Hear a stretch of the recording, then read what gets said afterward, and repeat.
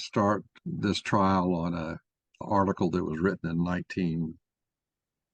1940-ish, just before World War II for the Americans, but World War II had been going on for a couple of years in Europe. This article was printed in the form of a pamphlet by the Columbia University Teachers College. The pamphlet was extremely widely distributed and formed the basis for a lot of people deciding to go against dictatorships. The major dictatorship was Hitler. What this article is literally about what is a democracy and detailing it out. It was written by the faculty of the Teachers College in New York City to be a pamphlet that was used in a civic education. But the education was about the need for education. The content of this article was the received view of experts on what an American democracy should be and why it should be preferred over an autocracy or a dictatorship. Had this article for several years now, and one type of response we get to the article, which surprised me, was there have been people who read the article and came back and they say something to the effect, good suggestions, some of them are relevant, but a lot of them are not. In other words, a lot of these have nothing to do with democracy. I disagree with that.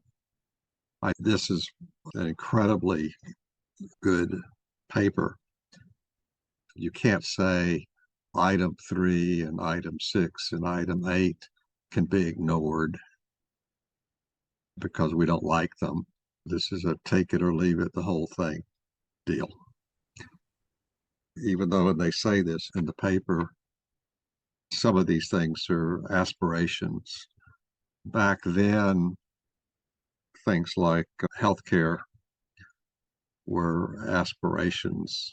Social healthcare was not available, but it was deemed to be something that the democracy had to take on as a responsibility. The people who vote have to take responsibility to have these elements in place. An interesting thing about this article is they start off with a description of the existing dictatorships at the time, which obviously majorly included Hitler, but it would also include Japan and some of the other countries that were autocracies, demonstrated the ability to run circles around democracies in terms of getting things done. It's very similar to the situation we have today. And the thing that I'd like to try is this democracy is wholly true, is the whole thing is true. You can't just sit there and say part of it is true and part of it is not true. What makes this hard for a trial, clearly this pamphlet goes into a lot of detail, and clearly it would take a lot of conversation to find and weed out things that may be considered optional for a democracy. What I've done is I've said, no, it's wholly true. If somebody wants to disagree with that, I would love to hear, to see what other people say. I had what I call Robot Love reading this thing. Why Democracy? The Truth from 1940. My mother was in college in Macon, Georgia in World War II. This educational pamphlet was in her effects. Perhaps we should all read it today.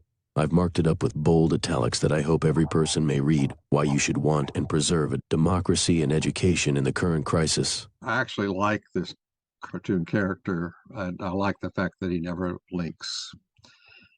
but a lot of people don't.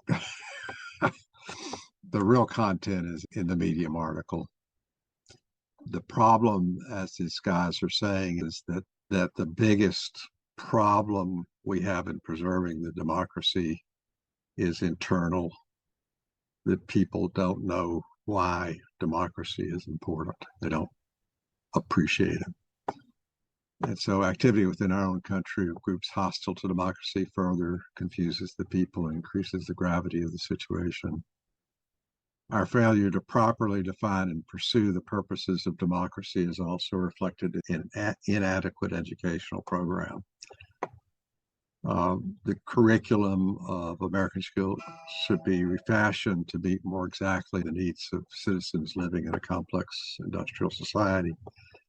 It should develop more adequate understanding of democracy and devoted loyalty to it.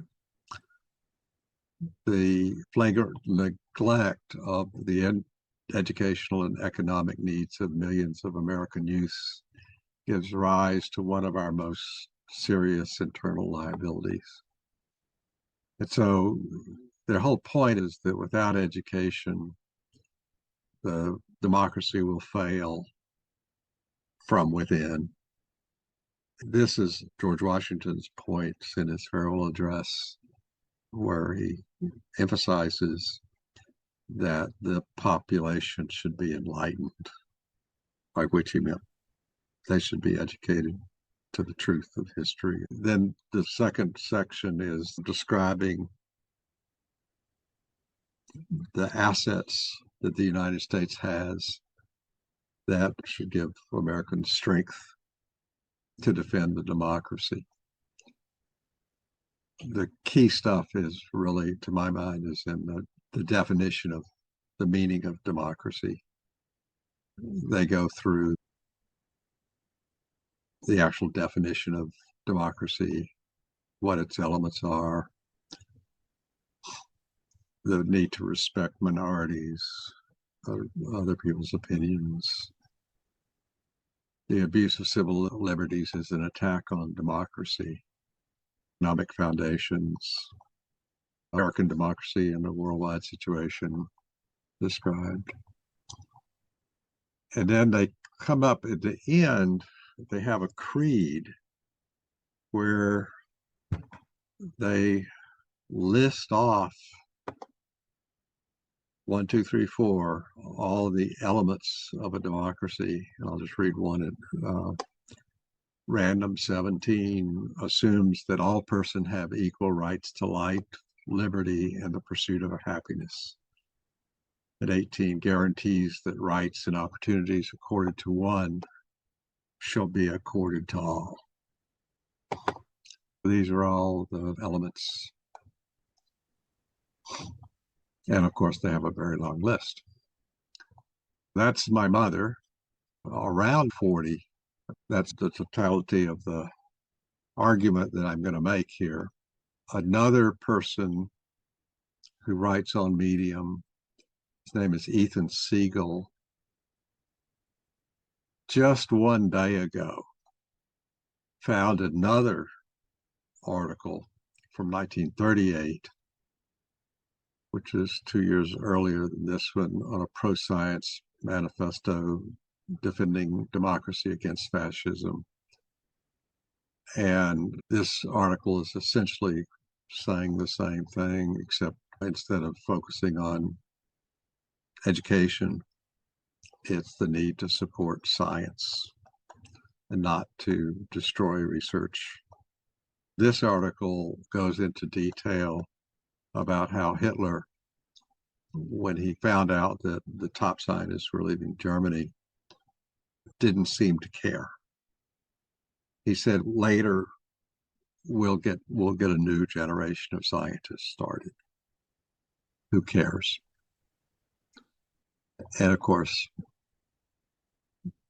that really did end Germany. So this is a different type of, not on education, but on science. And so it turns out that there were several of these. I didn't know about this one. All I did was I found this one in my mother's effects. And I researched it a little bit and found out that it was widely distributed. So what I'd like to do, I'll tell you what my verdicts are. I do believe this article is a brilliant treatise on democracy, sort that was developed in the last 250 years or so. There were cruder versions of democracy before that. This one is the one that became the American democracy.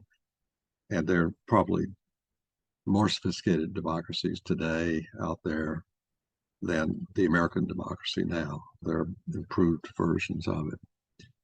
Is it the truth? I said yes, and just said 100%.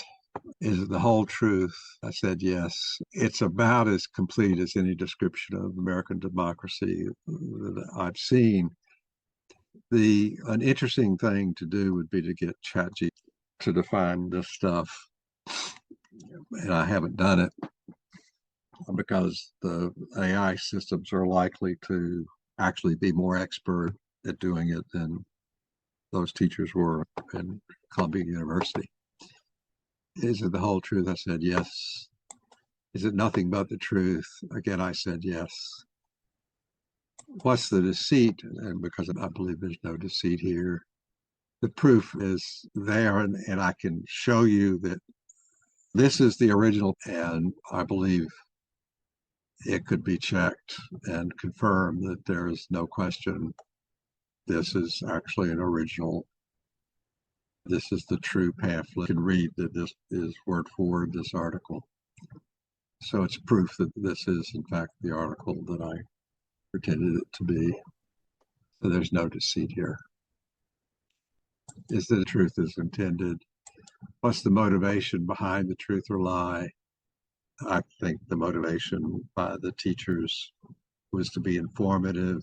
They were very concerned. The Teachers College faculty was very concerned not being educated as to the real value of democracy. It was just not taught. And you could argue that in the United States, it hasn't been well taught for many years. In fact, when I was in high school, it was a joke course because the teachers were not actually teaching it very well. And so this was a concern that these guys had, and they were trying to give teachers some content to go against, which is how my mother got it when she first went to college. What's the motivation? The motivation is to be informative, socially acceptable. My argument is this is just plain socially acceptable. I said no label is needed. I think this pamphlet pretty much stands on its own. I personally would not change a word of it. I couldn't find a way to improve it. And I did look, but I thought that it was about as good of a statement as you could have. So what I'd like to do is go through the jurors and have each juror give me a 20 to 30 second summary of their verdict. Juror one. Okay. Okay, so the passage that you have presented is, to me, it's like a powerful warning from a time when democracy faced existential threats with the passage is like a powerful warning from a time when democracy faced existential threats to totalitarian regimes abroad, which was in the 1900s, as the pamphlet was in the 1940s.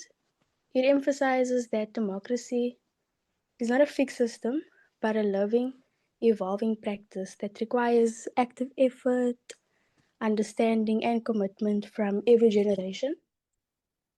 The author stresses that internal divisions, unclear national purpose, and inadequate education weaken democratic societies just as surely as external factors. Since the time that this was written, likely during or just before World War II, democracy has indeed changed, but everything mentioned tells us that democracy will continue to adapt through civic engagement, education, and reform. I can't add to that. That was nicely put. I wish I could talk like you talk. Juror 2. Hi guys.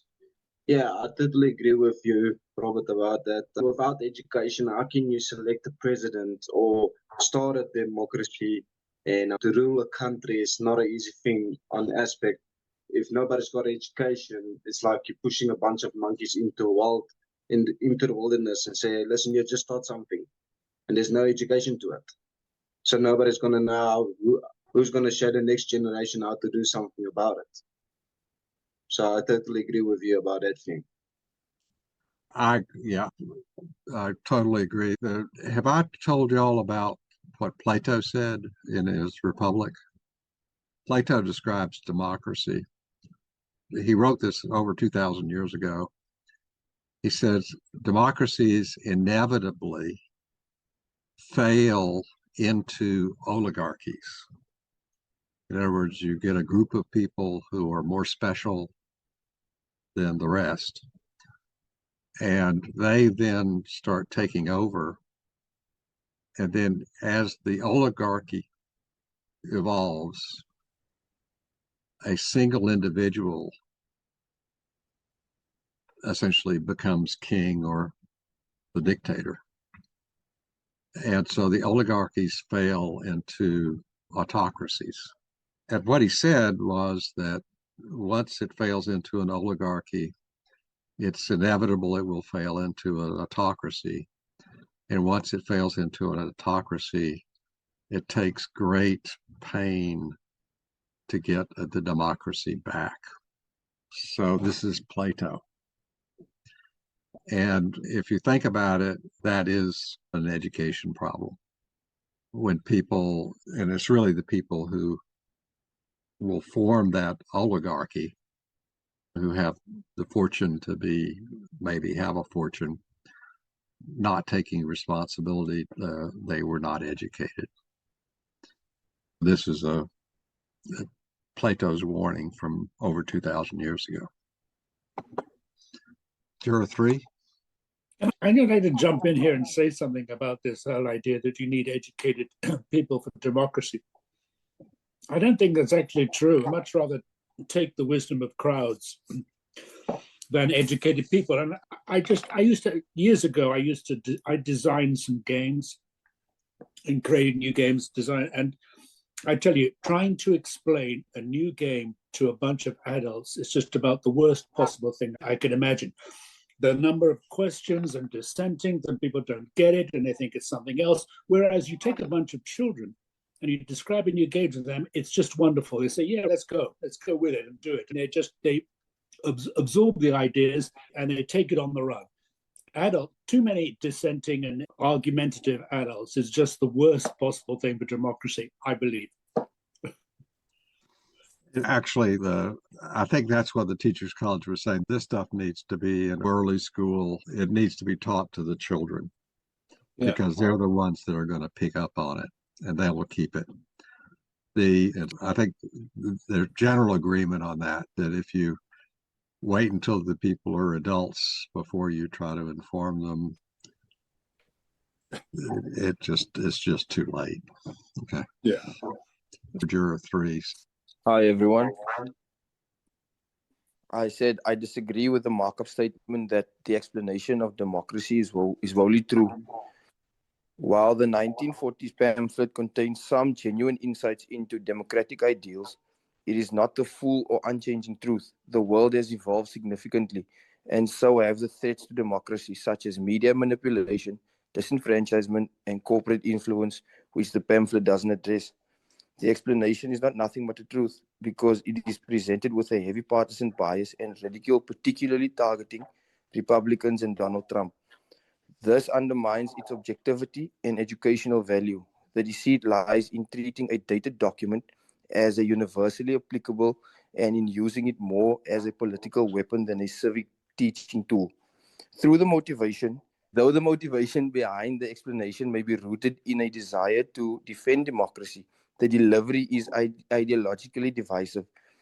It is socially acceptable within certain political groups, but alienating to others. a more constructive label, like a historical perspective on democracy worth revisiting today, would help make the message more inclusive and meaningful. This standpoint reflects a nuanced understanding that democracy must be continually re-examined, not nostalgically frozen in time.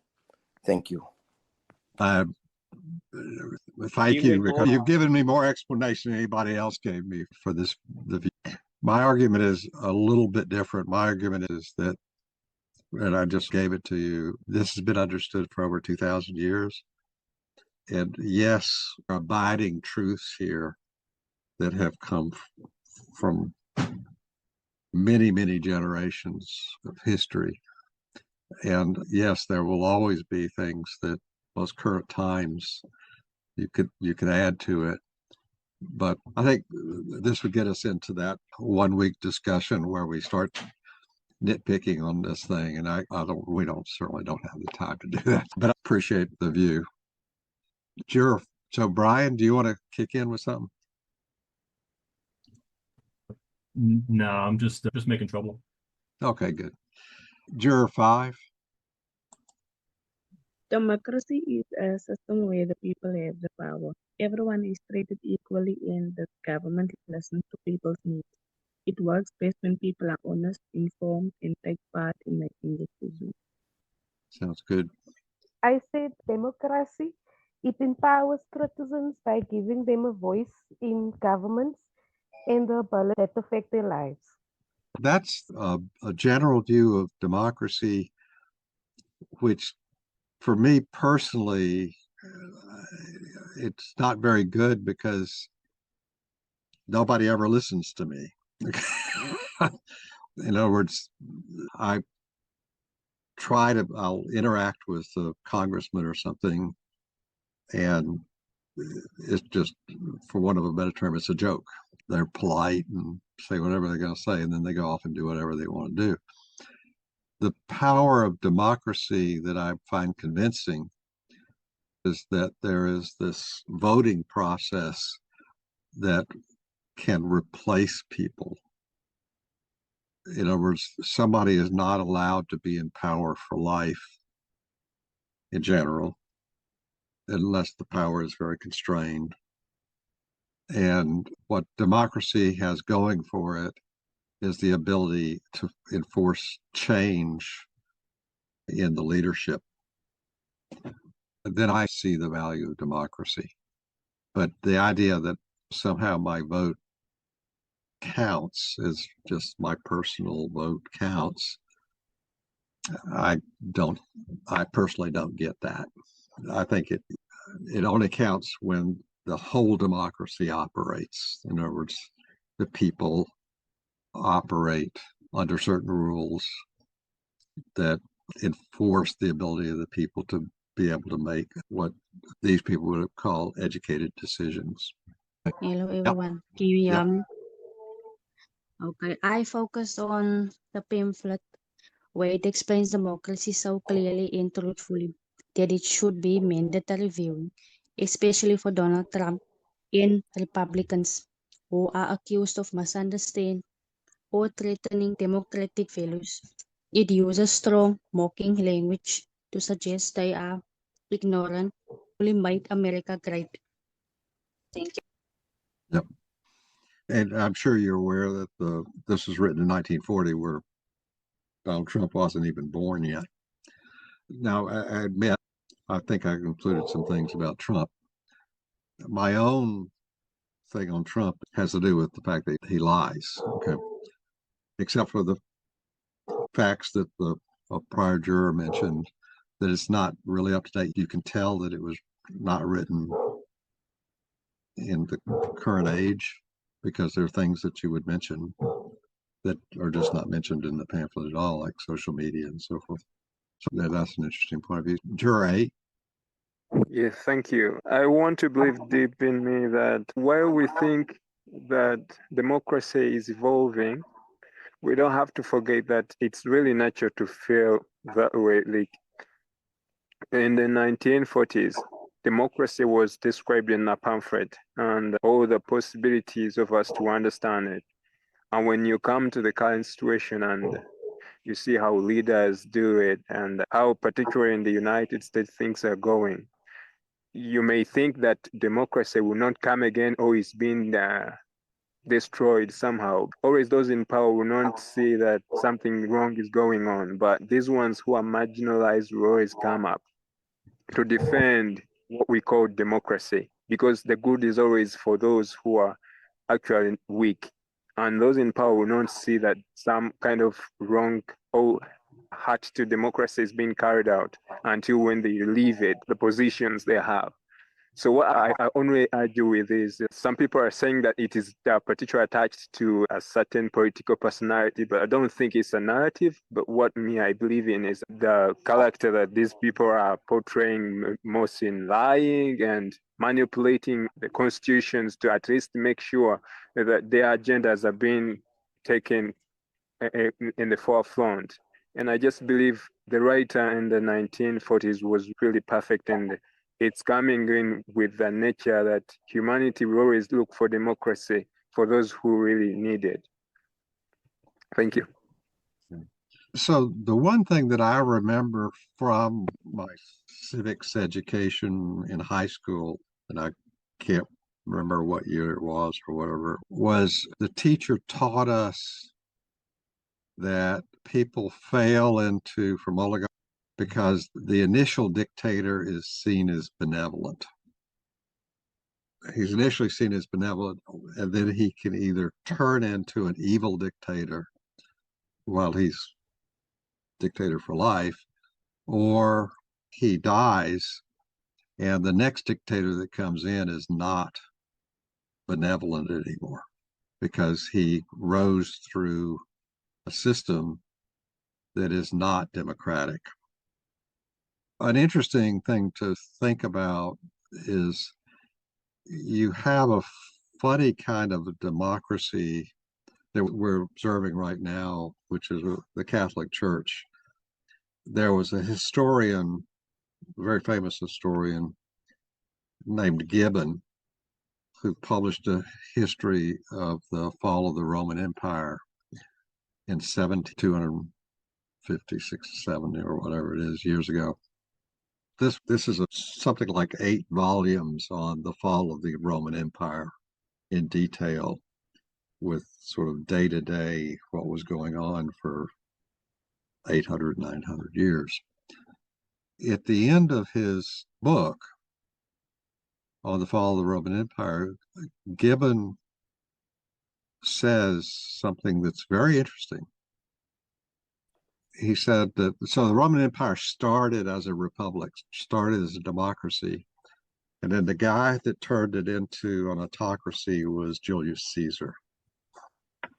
After that, it was on a downward spiral, and ultimately the Roman Empire basically dissolved. So what Gibbon said was the Romans, the Italians, preserved Rome, but in a funny way.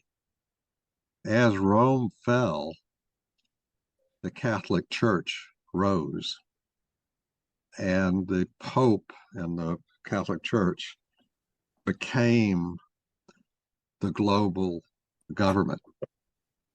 I didn't make this up. He says history demonstrates that when Rome was sacked several times, the Catholic Church split so that there was a sort of Eastern Roman and a Western Roman Empire. Both had popes, essentially. But the government of Rome persisted in this Catholic Church, which is basically an oligarchy that elects what is hoped to be a benevolent dictator. So they preserve the benevolency somehow. It's an interesting thing to think about. I was actually stunned when I read Gibbon and on doing this and bringing the evidence forward on why he believed it was true. A lot of the evidence is timing. When certain things happened, it was clear that the conquered Romans were reestablishing government under the guise of religion. And that's how Christianity forth very strongly, and so forth and so on. So that's about it. Are there any other comments and so forth? I don't have any. I'm just glad my internet stayed up long enough for me to get through the trial. I've been having some issues with it. We'll see y'all next week. I think there'll be next week's going to be I apologize for this one being such a long article, because it was not a simple one to try, but it was really good. I appreciate Juror 3 explained to me why some of these people said what they said about this article. Because I would get emails or whatever, nobody really explaining to me why they were saying what they were saying. So that's just good. So we'll see y'all next week. See you next week. Bye.